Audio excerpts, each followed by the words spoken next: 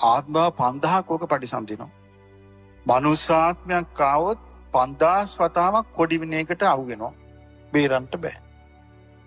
ඒකයි මේ අපි කියන්නේ අණවින කොඩි වින හදිහෝනියන් කරන්න එපා කියලා.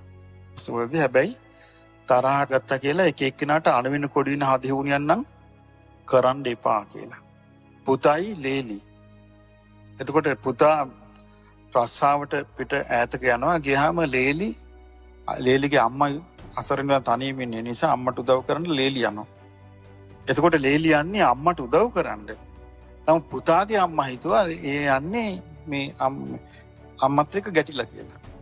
එතකොට ඒ අම්මා තීරණය කළා පවුල කඩන්න. අම්මමයි බන්දලා දුන්නේ. තීරණය කළා ඔය කොහේ හරි දේවාලයකට ගිහිල්ලා අඹරලා දුන්න ගුලි. ඊට පස්සේ ලේලි එක කෑවා. ඒ කාවන් පස්සේ යස්ස දිෂ්ටි කලු කුමාරයා ඇස්ස බැඳිලා ඉන්නේ. ඊට පස්සේ කසාද එපා වුණා කොල්ලට. කොල්ලම ගෙදරටම ගිහිල්ලා ඇරලෙව්වා මට මේ ගෑණි එපා කියලා. ඊට පස්සේ දික්කසාද වුණා. දික්කසාද වුණාට පස්සේ මේ ගෑනු දරුවෝ සම්පූර්ණයෙන්ම රෝගී තත්ත්වයට පත් වෙලා දැන් ඔත්පල විලා. නැන්දම්ම කලේ මේ බුද්ධ ආගමේ. අවුවත් කියන්නේ අපි හොඳ බෞද්ධයෝ. හාමුදුරනේ අපි හොඳ බෞද්ධයෝ කියන්නේ. නමුත් යන්නේ කොඩි වින අනවින හදිහෝනියන්. හැබැයි ඒ අමණ්ඩිට ඒ කරපු අමණ්ඩිට ආත්ම 5000ක ඕක පරිසම්දිනවා. මනුෂ්‍යාත්මයක් ආවොත් 5000 වතාවක් කොඩි වින එකට අහු වෙනවා. බේරන්න බෑ. ඒකයි මේ අපි කියන්නේ අනවින කොඩි වින හදිහෝනියන් කරන්න එපා කියලා. පත්තරවලත් හරියට තියෙනව නේද ඌවා?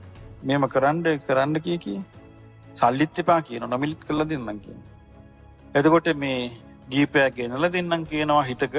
හිත ආස කරපිකන බාන්නේ අනිත් ආගම් වලත් හරියට කරනවා.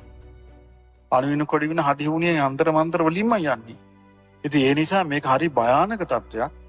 මේක එන්ඩෙන්ඩ මං හිතුවා මේවා අඩු වෙලා යයි කියලා. මේ මිනිස්සුන්ට නෝන ඇති වෙයි කියලා. බැලුවම මිනිස්සුන්ගේ වැඩිපුර මිනිස්සු තෝරගන්නේ මේ පැත්තමයි. භයානක පැත්ත තෝරගන්නේ. තිසරණේ අතාරිනවා. කතා කරන එකට අපි හොඳ බෞද්ධයෝ කියනවා. මාර්ගින් මැත්තේ නිරේ යනවා. නිරේ ගිහිලා ආයේ ප්‍රේතයෝනිය උපන්නත් යම් පෙරේතයෙකුගෙන් වැඩ ගත්තද ඒ